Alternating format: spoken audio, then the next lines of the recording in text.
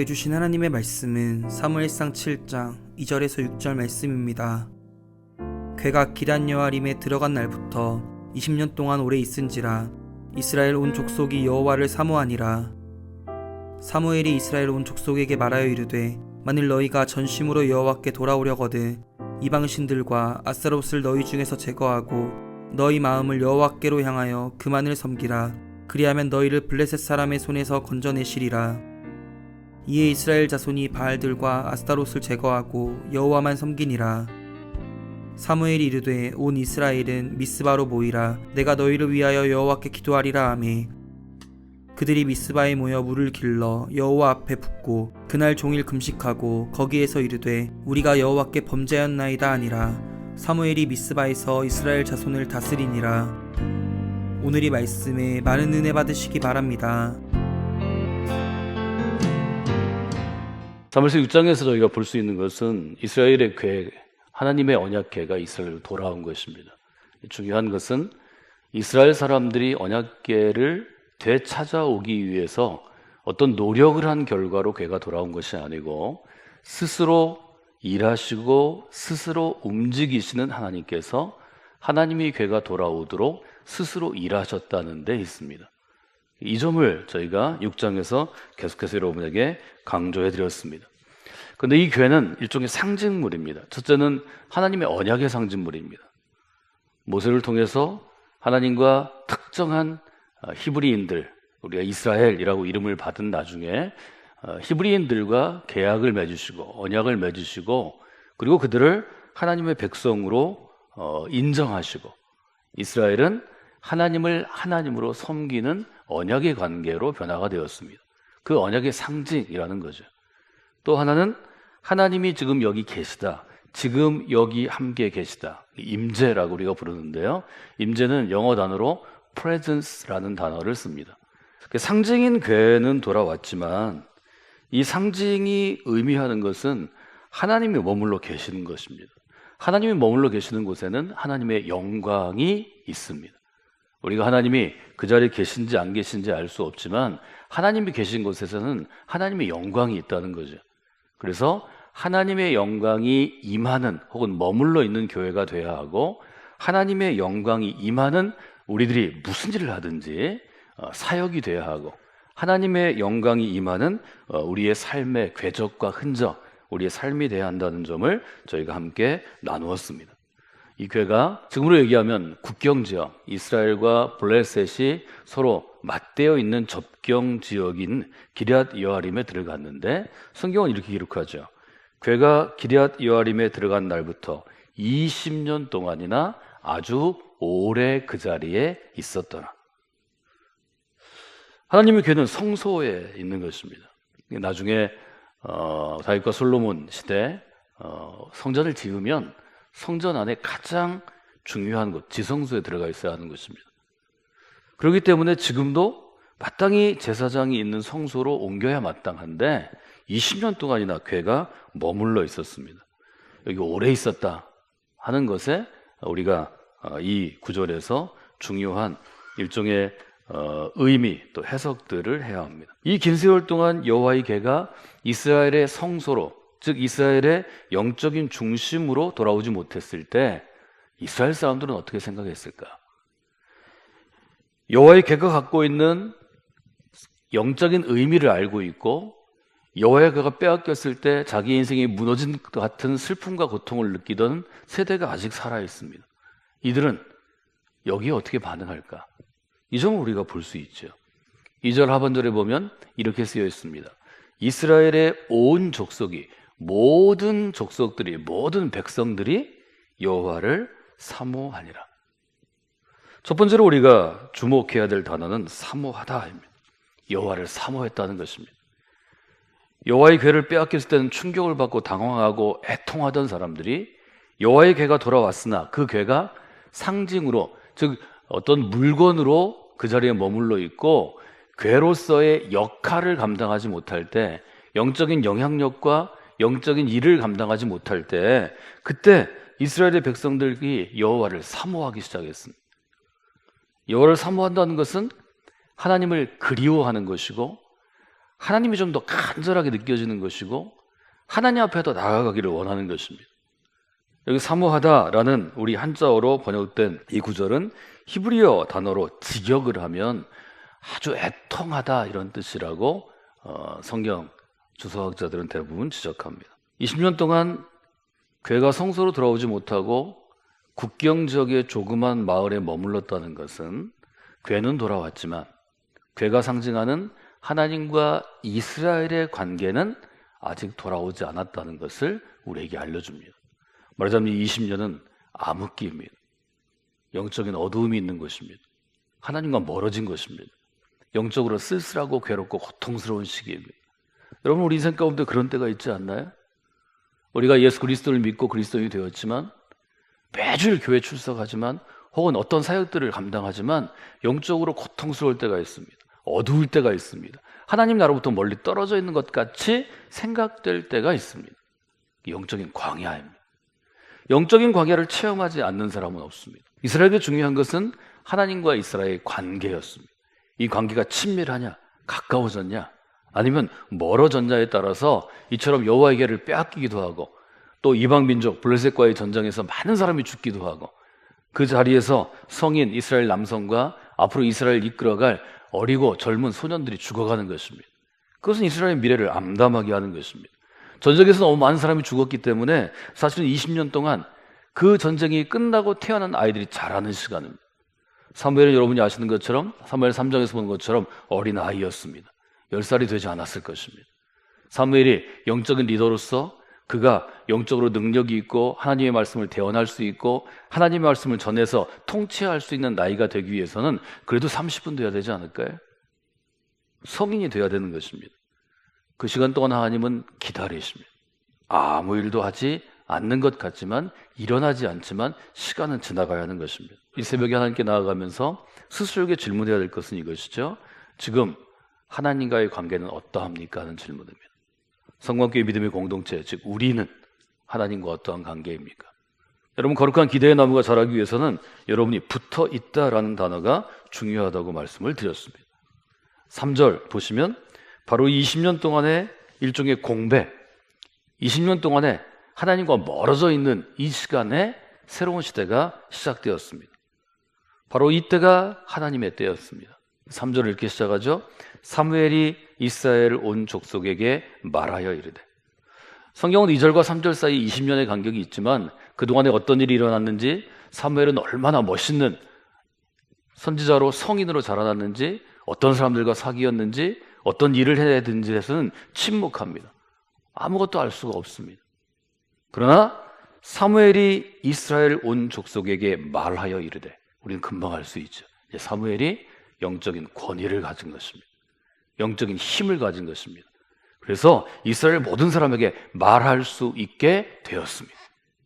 20년 전에 어린아이가 하나님의 말씀을 들었다고 해서 얘기할 때 누가 다 큰 사람들이 그 말에 귀를 기울이겠어요? 웃겠죠. 집에 가 자라. 집에 가서 좀 젖을 더 먹고 와야 되겠다. 지금은 그렇지 않습니다. 사무엘이 당당하게 일어서서 하나님의 말씀을 전합니다. 너희가 전심으로 여호와께 돌아오려거든 이방의 신들과 아스타롯을 너희 중에서 없애야 한다. 제거해라. 너희의 마음을 여호와께로 향하여라. 여호와만을 섬기라. 그리하면 하나님께서 블레셋 사람의 손으로부터, 블레셋 사람의 압제로부터 너희들을 건져 주실 것이다. 사무엘의 등장은 이 3절 하나님의 명령을 대언하는 것으로 시작됩니다. 저는 이때가 하나님의 때라고 여러분에게 정의해 드렸습니다. 바로 그때입니다. In his time으로 영어가 주로 번역하죠. 그분의 때입니다. 저는 이 시대가 바로 새로운 시대라고 말씀을 드렸습니다. New Era라고 말씀을 드렸습니다. 이 새로운 시대는 곧 새로운 시작점, 새로운 출발점입니다. New Beginning이 되는 것입니다. 하나님의 때가 시작되었습니다. 그것은 인간에게는 새로운 시대이고 이스라엘에게는 새로운 시대, 사무엘의 시대가 되었습니다. 사무엘이 입을 열어 이스라엘에게 하나님의 말씀으로 명하기 시작했을 때 그때 새로운 시작이 시작되었습니다. 뉴 비기닝이 시작된 것입니다. 이때 사무엘의 역할은 어떤 역할인가요? 앞서서 출애굽기와 사무엘상을 저희들이 계속 교차해서 비교한 것처럼 모세의 역할과 비교됩니다. 모세가 하나님의 능력이 임했을 때 일어나서 얘기합니다. 이제 우리가 이집트에서 떠나서 약속의 땅으로 가야 하리라. 바로 그 명령이 이제 사무엘에게 시작된 것입니다. 사무엘아 일어나가라. 사무엘아 말하여라. 이제 백성 앞에 서라. 백성들을 내게로 돌아오게 인도하라. 아주 사무엘에게 분명하게 말씀하시는 것입니다. 우리가 20년 오랫동안을 한번 해석해 볼까요?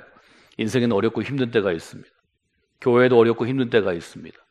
우리가 어떤 직장이 있으면 그 직장이, 기업이 혹은 어떤 국가가, 우리가 일하고 있는 어떤 곳이 어렵고 힘들 때가 있습니다. 어렵고 힘들 때 우리는 뭘 해야 될까요? 그때 뭘 한다고 잘 되지 않습니다. 사람들이 호응하지 않습니다. 교회 사람이 모이지 않습니다. 그때는 어떤 때인가요? 어렵고 힘들고 앞이 보이지 않을 때 하나님은 그 다음 시대를 위해서 새로운 사람을 준비하시고 훈련시키고 계십니다. 저는 이것이 믿음이라고 생각합니다. 이것은 보이지 않는 것입니다. 그러나 20년 동안 사무엘은 잘 자라났습니다. 20년 동안 사무엘은 하나님의 말씀을 전할 만한 탁월한 선지자로, 탁월한 설교가로 준비가 되었습니다. 준비가 되었을 때 그는 백성들 앞에 서서 분명하게 도전합니다. 이방의 신들을 제거하십시오. 하나님께로 돌아와야 합니다. 하나님을 섬기는 것이 우리가 마땅히 해야 할 일입니다. 여러분이 그 말씀에 귀를 기울이시는 분들이 되시기를 원합니다. 하나님께서 낡은 유대교를 새롭게 변혁하실, 폼을 바꾸는데, 우리의 형태, 틀을 바꾸는데 트랜스폼 할 수 있도록 완전하게 마치 어린 애벌레가 나비가 되듯이 이전의 모습을 찾아볼 수 없듯이 바뀌어야 할 때 하나님 예수 그리스도를 준비하셨습니다. 그분은 짧은 기간 동안 사역하셨지만 짧은 기간 동안 인기도 얻으셨습니다. 유대교가 흔들렸습니다. 많은 백성들이 예루살렘에 입성하실 때 호산나 왕의 이름으로 오시는 분이라고 바로 다윗에게 보냈던 찬사를 주님께 보냈습니다. 주님은 골고다의 십자가를 지고 올라가셔서 십자가에 못 박히셨습니다. 우리가 가상 7원 우리가 얘기하는데 결국 가장 중요한 것은 그의 영혼이 숨을 거둔 것입니다. 그 육신이 십자가 위에서 죽임을 당한 것입니다.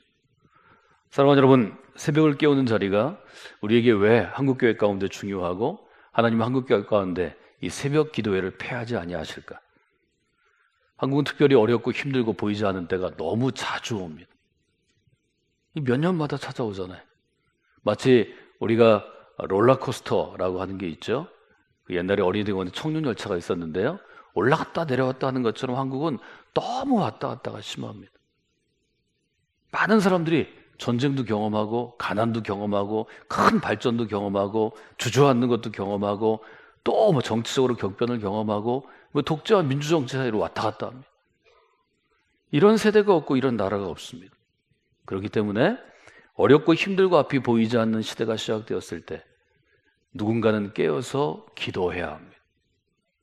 사무엘서에는 기록하지 않았지만 마치 한나처럼, 사무엘 어머니처럼 하나님, 이 시대는 어려운 시대입니다. 이 시대는 힘든 시대입니다. 이 시대는 앞이 보이지 않는 시대입니다. 하나님, 우리를 구원하여 주시옵소서. 누군가는 기도했을 것입니다. 여러분이 그 기도의 자리를 책임지는 분들이 되시기를 주님의 이름으로 부탁을 드립니다. 세상은 마치 밝은 조명을 받고 많은 사람들이 알아주고 많은 사람들이 인기가 있기 때문에 100사람, 1000사람, 10,000사람이 먹을 걸 혼자 먹는 사람을 성공했다 그러고 그 사람을 일종의 롤 모델로 생각합니다. 그렇지 않습니다. 그것은 허상입니다. 하나님이 반드시 제거해야 할 우상에 불과합니다. 그것은 그림자입니다. 그것은 껍데기입니다. 보이지 않지만 하나님의 손을 붙잡고 하나님의 나라를 만들어가는 알맹이 같은 그리스도인이 되셔야 합니다. 성광교회가 그 알맹이와 같은 그리스도인을 길러내고 그 알맹이 같은 그리스도인이 쓰러지지 않도록 지탱하게 하고 견디어내게 하고 그런 사람들과 함께하는 교회로 하나님이 준비하셨다고 저는 확신합니다. 그것이 지난 20년 제가 여러분과 나누어놓은 성광교회를 향한 하나님의 뜻이었습니다. 사무엘의 요청에 대해서 이스라엘은 어떻게 반응하나요? 4절에 보면 사무엘이 일하기 시작했을 때 이스라엘의 반응을 이렇게 요약합니다. 같이 읽어볼까요? 이에 이스라엘 자손이 바알들과 아스타롯을 제거하고 여호와만 섬기니라. 이스라엘이 하나님만을 섬긴 게 아닙니다. 약속의 땅에 정착할 때 여호수아에게 경고하신 말씀이 있는데요. 신명기에서도 경고하신 말씀이 있는데요. 가나안에 있는 신들과 하나님을 함께 섬기면 너희들은 반드시 큰 병을 앓고 문제를 앓을 거다. 경고하셨습니다. 근데 이스라엘은 앞으로도 이 혼합주의, 종교 혼합주의에서 벗어나는 게 너무 어렵습니다. 이미 그 땅에 많은 사람들이 살고 있었고 모든 살고 있는 사람들은 부족신을 갖고 있었기 때문에 특별히 바알과는 계속해서 이스라엘은 싸워야 합니다. 이스라엘은 이방신을 버리고 여호와만 섬기겠다고 사무엘 앞에서 결심합니다. 바알의 상들과 아스타롯을 제거합니다. 이 상을 제거하고 삶을 정리하는 것, 이것을 영어로 뭐라고 표현하냐면 다시 RE라는 접두어를 써서 reformed라고 그럽니다. 저는 여러분에게 로마서를 언급하면서 마음을 새롭게 하여 변화를 받으라 하는 단어를 설명했습니다. 그때 핵심이 되는 단어 중에 하나가 form입니다. 무엇을 형성하는 것입니다. conform 할 거냐 아니면 transform 할 거냐, 영어 단어를 통해서 여러분에게 개혁하는 것에 대해서 말씀을 나누었습니다. 지금이 바로 이처럼 reform, 다시 하나님 앞에 자기의 서 있는 자세와 마음과 형을, 폼을 다시 세울 수 있는 기회가 이 새로운 시대 사무엘을 통해서 나온 것입니다. 사무엘은 새로운 마음으로 하나님께 나간 이스라엘 백성들을 한 곳으로 모이도록 명합니다. 그 장소가 어디죠? 여러분 잘 아시는 미스바입니다. 80년대 한국교회에 미스바 성회라고 이름 붙인 집회들이 많았습니다. 그것은 바로 이 구절에서 기인하는 것입니다. 5절 한번 읽어볼까요? 사무엘이 이르되 온 이스라엘은 미스바로 모이라. 내가 너희를 위하여 여호와께 기도하리라 하매. 사무엘이 이제 이스라엘이 마땅히 해야 될 가장 중요한 사역을 선언합니다. 미스바로 모이라, 명령하는 것입니다. 너희들은 다 미스바로 모이라. 그리고 뭐라고 얘기하죠? 내가 너희를 위하여 여호와 하나님께 기도하리라. 본인이 엘리의 제사장의 사역을 완전히 계승했음을 선언합니다. 내가 너희를 대신하여 모세가 그랬던 것처럼 하나님께 간구하리라. 이것은 사무엘에게 있어서는 아주 당당한 등장입니다. 6절에 보면 그들은 미스바에 모입니다. 물을 길어서 여호와 앞에 붓고 그날 종일 금식하고 거기서 이르되 우리가 여호와께 범죄하였나이다 하니라. 사무엘이 미스바에서 이스라엘 자손을 다스리니라. 미스바에 모여서 한 일은 어떤 것인가요? 두 가지죠. 하나는 금식했습니다. 어떻게 금식했나요? 애통하면서 금식했습니다. 또 하나는 기도했습니다. 어떻게 기도했나요? 통회하면서, 회개하면서 기도했습니다. 이 일들이 지금 사무엘을 통해서 이루어졌다는 거죠. 이게 새로운 시대입니다. 사무엘을 통해서 새로운 시대를 여신 하나님께서 이스라엘 백성 가운데 일으키신 변화를 우리가 요약할 수 있겠습니다. 저는 오늘 우리가 묵상하는 말씀의 일종의 주제를, 제목을 세 가지 단어로 썼습니다. 첫째는 사모하다라는 단어입니다. 여러분 2절에서 보실 수 있습니다. 둘째는 돌아오다라는 단어입니다. 3절과 4절 사무엘의 도전 가운데 우리가 이 구절을 볼 수 있습니다. 세 번째는 섬기다라는 단어입니다. 저는 이 세 단어에 동그라미를 치고 어제 하루 종일 또 그저께 이틀간 생각해 보았습니다. 사모하다, 돌아오다, 섬기다. 이것은 우리의 신앙생활의 원칙이 될 수 있습니다. 사모하다는 건 뭘 얘기하나요? 하나님을 사모하라는 것입니다. 교회는 하나님을 사모하는 공동체입니다. 우리는, 그리스도인은 하나님을 사모하는 인생들입니다. 여러분이 그런 인생으로 살아가시길 바랍니다. 하나님을 사모하는 것은 어떻게 사모하는 것인가? 저는 세 가지를 써봤습니다. 하나님을 사모하는 것은 애통하는 마음으로 사모해야 합니다. 간절한 마음으로 사모해야 합니다. 전심으로 사모해야 합니다. 둘째는 하나님께로 돌아오라는 것입니다. 하나님께로 돌아오는 것이 신앙입니다. 우리가 하나님부터 좀 멀어질 수 있습니다. 하나님부터 등 돌릴 수 있습니다. 그러나 하나님은 오늘도 우리에게 말씀하십니다. 내게로 돌아오라. 그리하면 너희가 살리라. 교회는 이 메시지를 멀어지는 사람들에게, 돌아선 사람들에게 계속해서 전해주는 것입니다. 여러분이 그 역할을 감당하시기를 바랍니다. 혹 여러분 가운데 하나님으로부터 멀어진 분이 있나요? 하나님께 돌아오시는 분들이 되시기를 원합니다. 하나님으로부터 등 돌리고 비껴나간 분들이 있나요? 하나님께 돌아서야 합니다. 전 세 가지를 여러분이 기억하시면 좋겠습니다. 돌아설 때 신속하게 돌아서셔야 합니다. 지금 우리가 함께 나누는 이 말씀을 통해서 내게로 돌아오라고, 하나님께로 돌아오라고 지금 여러분 마음 가운데 도전을 받았으면 지금 돌아서십시오. 두 번째는 온전하게 돌아와야 합니다. 이스라엘이 일종의 종교 혼합주의처럼 우상도 섬기고 하나님을 섬긴 것처럼 대충 하지 마시고 눈가림하지 마시고 온전하게 돌아오라는 것입니다. 또 하나는 함께 돌아오라는 것입니다. 예언자들은 끊임없이 하나님께로 돌아오라고 도전했습니다. 사무엘뿐만이 아니라 엘리야도 그랬고 이사야도 그랬고 예레미야도 그랬고 에스겔도 그랬습니다. 그런데 이것은 나 혼자 돌아오는 게 아닙니다.